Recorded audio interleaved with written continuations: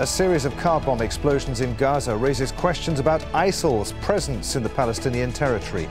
The Islamic State of Iraq and the Levant has threatened to topple Hamas, who control the coastal strip, but are shifting sands, testing old allies and enemies. This is Inside Story.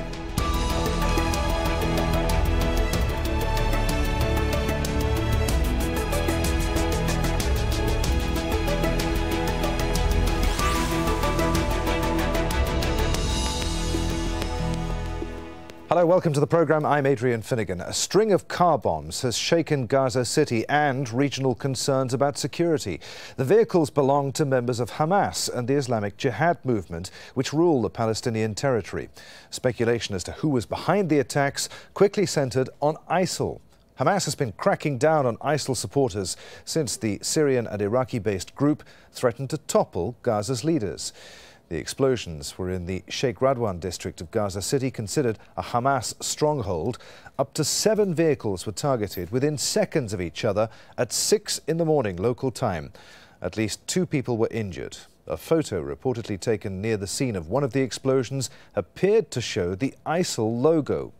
Hamas says that Isil has no real foothold in Gaza, but conceding there were some supporters in the territory.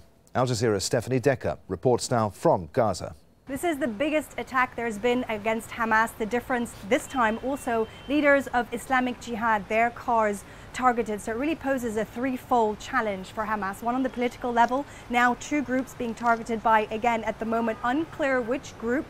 They do believe affiliated to the Islamic State of Iraq and the Levant, but the politics here on the ground with different groups is very complicated, but also when it comes to public opinion and security. Hamas, one thing they pride themselves on here in Gaza is that they can maintain security. Gaza, of course, is in Israeli-imposed siege. Hamas doesn't control its borders, so this is something they've always sold to the people that they can provide. But that is now changing. People on the ground are asking whether they can continue to do so. Really, this is a challenge for Hamas. How do they move forward? There have been arrests made in this case now. An investigation is ongoing, but hugely challenging for them to try and get these groups under control.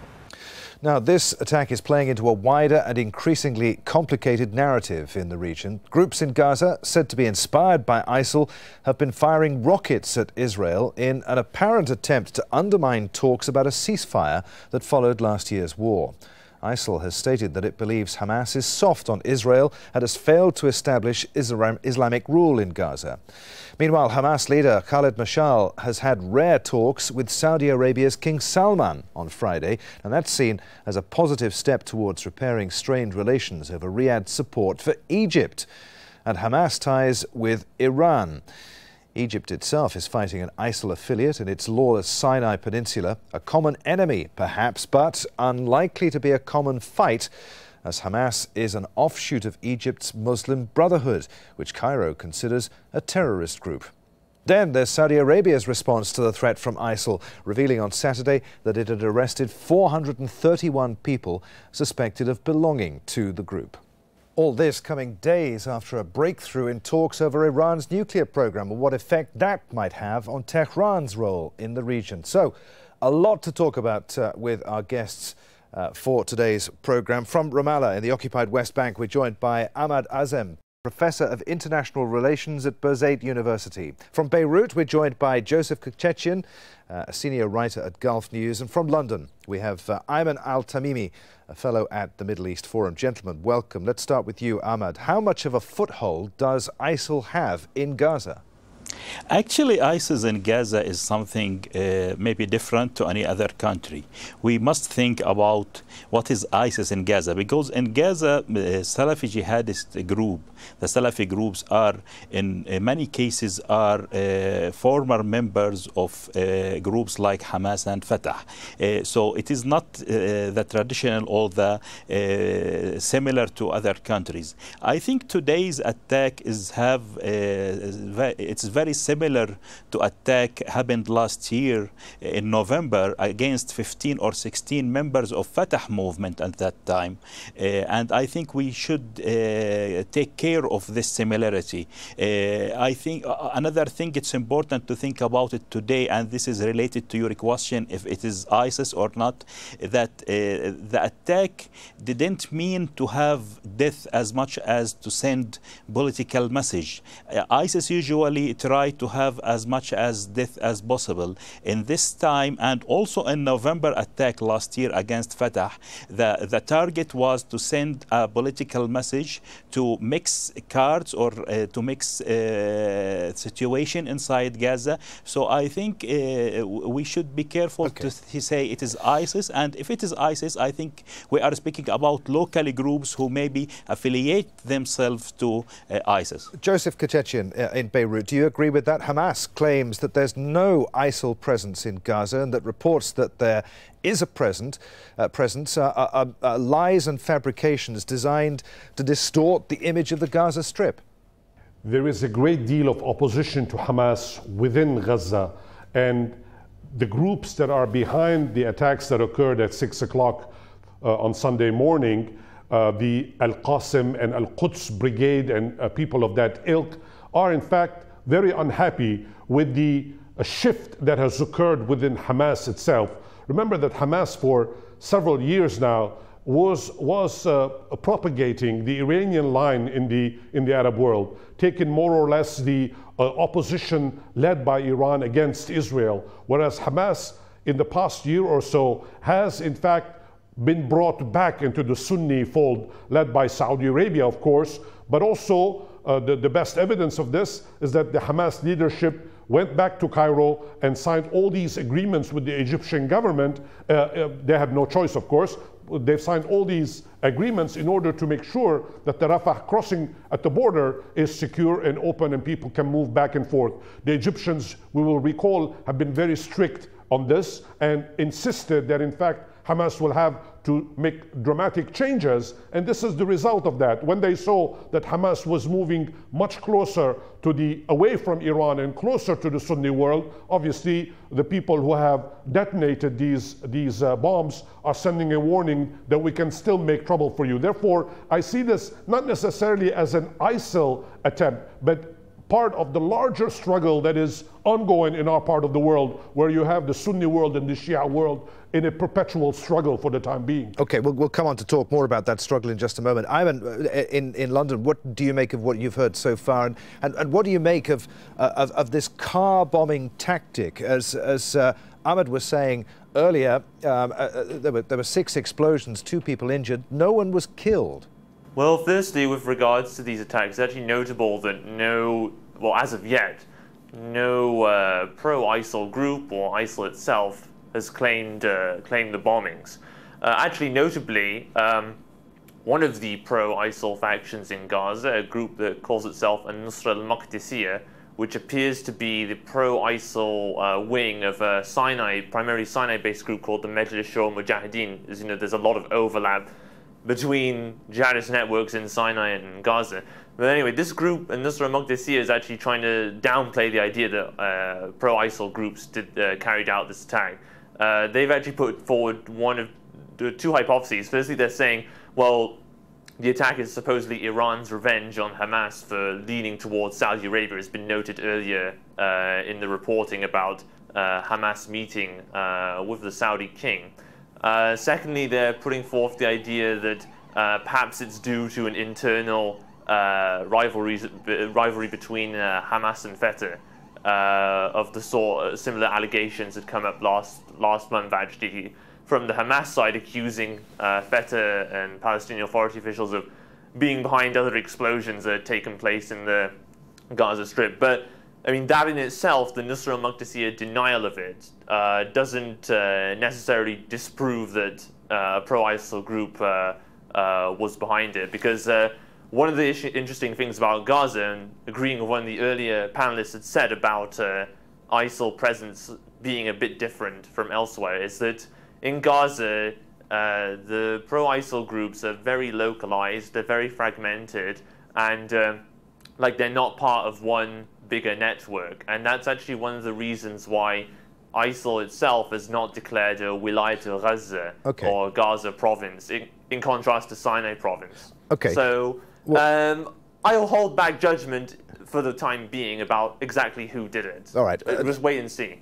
Ahmad, the younger generation in Gaza is fed up, I suppose you could say, with the current political leaders. Let's face it, they don't have much in the way of political choice. If ISIL doesn't as yet have much of a foothold in Gaza, is there a danger that Gaza's young people could turn away from Hamas and Fatah and embrace ISIL as an alternative, as something that they've been looking for? I think this is already happening, but in Gaza it is different to Iraq or Syria. In Iraq and Syria there is a kind of total or relative but big vacuum of authority there. In Gaza, Hamas is still there, and there are factions such as Hamas and Fatah who are filling the political vacuum. So there isn't that much chaos in Gaza, similar to what is happening in Syria or in Iraq. Because ISIS and Al-Qaeda before, the Salafi jihadist groups usually appear and become very important in countries where there is a total disorder. This is not happening in Gaza yet. But I think we can say that some members who we know that they are leading members in the Salafi groups, such as, for example, Mumtaz Doghmush, who was part of Fatah.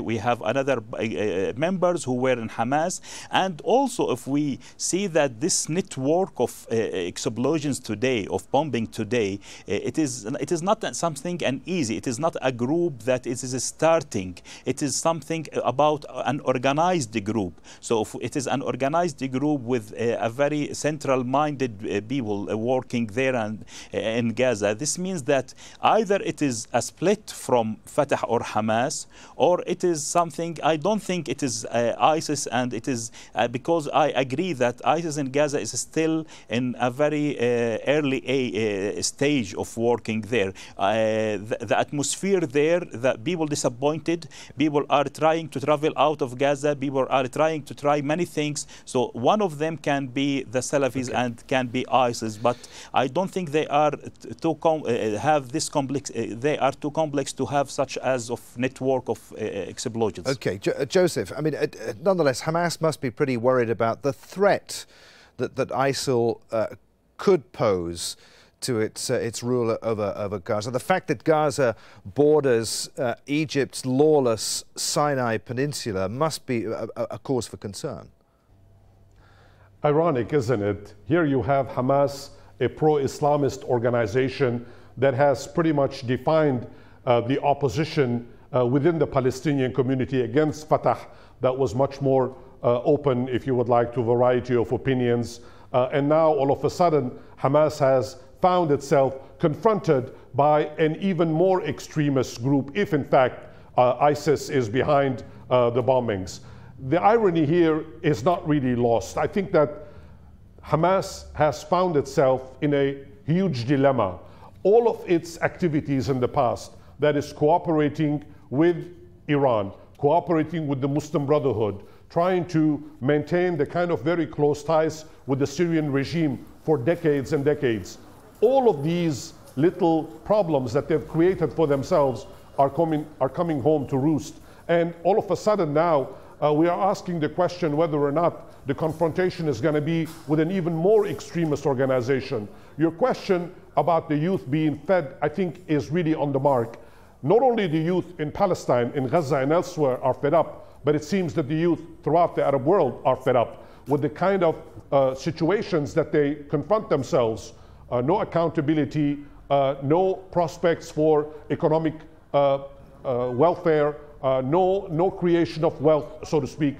This is universal. And the fact that we are talking about a bombing that did not even result in the killing of anyone, except there were a few injured people, whereas yesterday there were huge bombs in Baghdad and in Saudi Arabia, the prevention of bombs in June and elsewhere, the arrest of thousands of people. Obviously, we are seeing a widespread network of activities that are going on. If you tie all of this together, what does this mean? What it means that, in fact, we are confronted with a generational gap as well, and the leaderships like Hamas are no longer able to satisfy the demands of the populations in their respective countries. Hamas has its work cut out for itself, and I'm not so sure that they will be able to manage. Ayman, would you agree with that? Would an ISIL presence, would pressure from ISIL in Gaza force Hamas, for instance, to take a harder line with Israel? It's possible. I think one can maybe overplay the extent of the ISIL presence in Gaza. As I mentioned earlier about the problem for ISIL itself in wanting to have an affiliate in Gaza, official affiliate in Gaza, is the problem of localization and fragmentation among these pro-ISIL groups. On the other hand, no, I don't see this as being an existential threat to Hamas's rule in Gaza. I think, at least for the foreseeable future, it's a pretty tight regime of control, and as it stands, the pro-ISIL groups don't fundamentally threaten it. And on the other hand, actually, it's interesting that some of the groups in Gaza that are pro-ISIL, instead of actually emphasizing the idea of attacking the Hamas government, they say, oh, well, despite Hamas's oppression of us, we will continue to just focus on Israel. So the most recent case of this is a group called Saraya Sheikh Omar al-Hadid, which is very clearly pro-ISIL by its name and the material it puts out. So let's not be sensationalist. Okay, I think. Ahmed, all right, so ISIL doesn't as yet pose an existential threat to Hamas. What's the likelihood, do you think, that Israel and Hamas are talking via back channels about how to squeeze ISIL out of Gaza to make sure that it doesn't get any kind of foothold? What would an ISIL presence in Gaza mean for Israel? Could that trigger another war? No, I don't think, because I agree that ISIS doesn't form an existential challenge to Hamas. It is not that much, we don't expect that much of ISIS in Gaza. You can expect some attacks here and there, but it is not not big enough to be such challenge. And for Israel, I don't think they will take any really big steps to confront or to face such challenge. I think for Israel, it will be useful and good if they can reach an agreement with Hamas to keep Gaza separate from the West Bank, to keep both the Palestinians divided. But and I think they can agree with Hamas on ceasefire. They can agree with keeping Hamas in Gaza, not very strong to be a threat against Israel, but also to keep them weak there, but not to be united again or unified again with Fatah in the West Bank. I think this is the Israeli strategy now. I don't think ISIS will be an important part of that strategy. Okay, Joseph, I mean, let me put the same question to you then. Do you think that Israel and Hamas, there's any communication at all about ISIL in the back channels? And if Israel and Hamas could work together to make sure that ISIL doesn't get a foothold in Gaza, what are the chances of Egypt and Hamas doing the same? Very little, I should imagine, right now. If we put aside semantics, I think that the Israelis are very much concerned about ISIL, simply because ISIL, or the name ISIL, I'm using it as an example, really. What I mean to say is the Sunni movement in the Sunni world, really.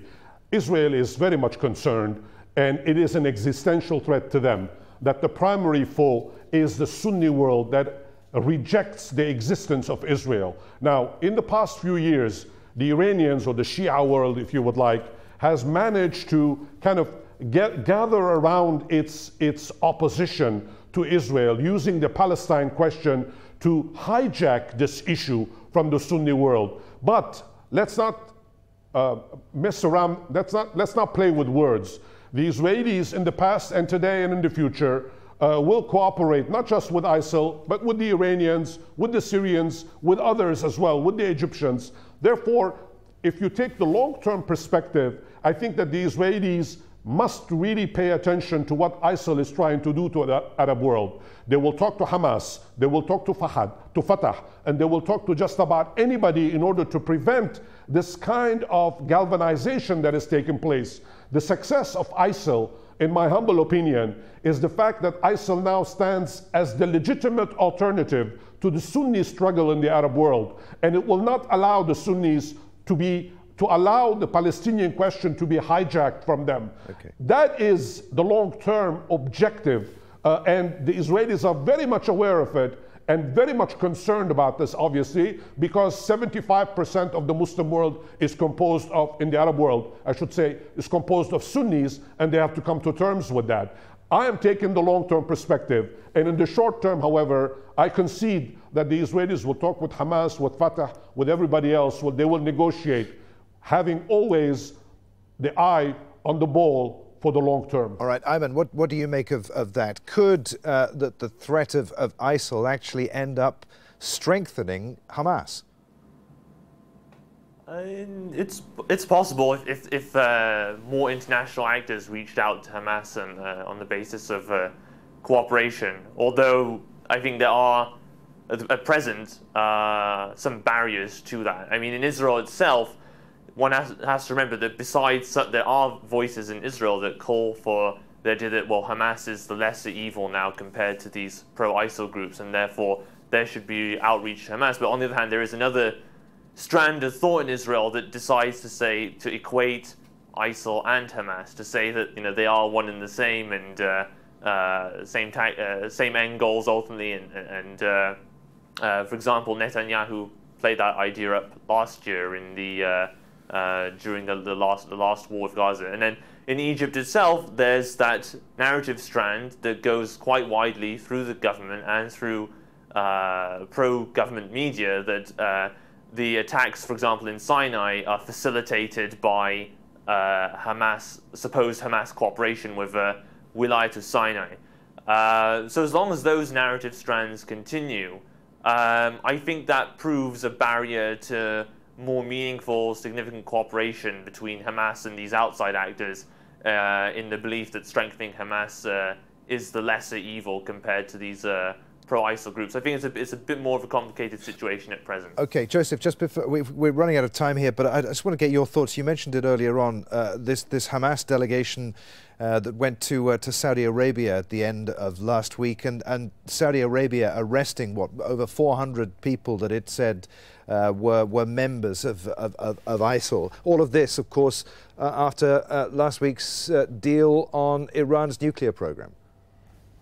Well, the arrests confirm, in fact, that Saudi Arabia is very much opposed to ISIL and will continue to make sure that these extremists are brought in front of justice. But make no mistake about the fact that this king, King Salman, is not as tolerant about this particular issue as King Abdullah was, his predecessor. Let's remember that King Abdullah brokered the Mecca deal between the Palestinian groups and tried to reconcile them at a time when he was trying to win over the Palestinian factions, particularly Hamas, going off the reservation, so to speak, and brought them back in and tried to cajole them, but that the Palestinians did not live up to King Abdullah's expectations. And the king essentially let them go, plus the fact that the situation changed throughout the region with the Arab Spring. King Salman is very much concerned about this, and the agreement that has just been signed between the P5+1, Germany, with the permanent members of the Security Council, and Iran,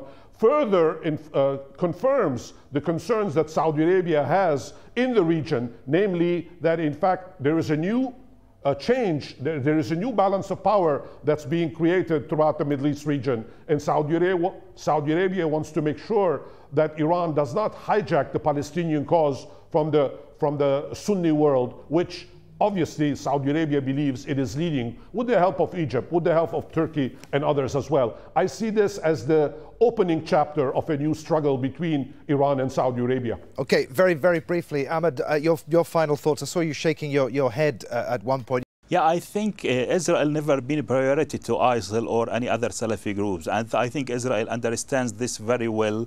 And I think because of this, the presence of ISIL in Gaza will not be really considered a very strategic, important thing to Israel in the foreseen future. Okay, gentlemen, there we're going to have to leave it. Many thanks indeed for being with us in Ramallah. Ahmed Azam in Beirut, Joseph Kachechian, and in London, Ayman Al-Tamimi. And as always, thank you for watching. We welcome your thoughts on our discussion. Don't forget, you can get in touch via our programme page, which you'll find at aljazeera.com, or you could post your comments on Facebook at facebook.com/AJ Inside Story, or you can tweet us at AJ Inside Story. From me, Adrian Finnegan, and the whole team here in Doha, thanks for watching. We'll see you again. Bye for now.